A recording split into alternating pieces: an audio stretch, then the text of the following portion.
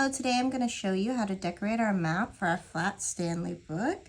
In this book, Flat Stanley goes to France, and we have first the little cute Flat Stanley I made, like the cover, and I then decided to go ahead and draw red lines pointing to all of the different places that Stanley has visited, which he lists at the beginning of the book. So you can see I've also numbered these.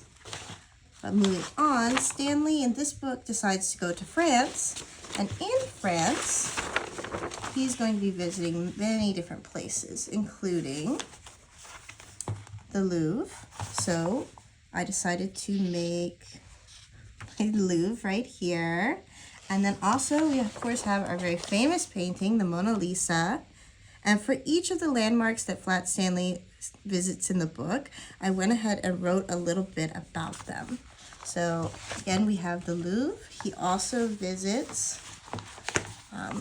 the area of Montmartre, and he sees Notre Dame in the distance as well as the Eiffel Tower.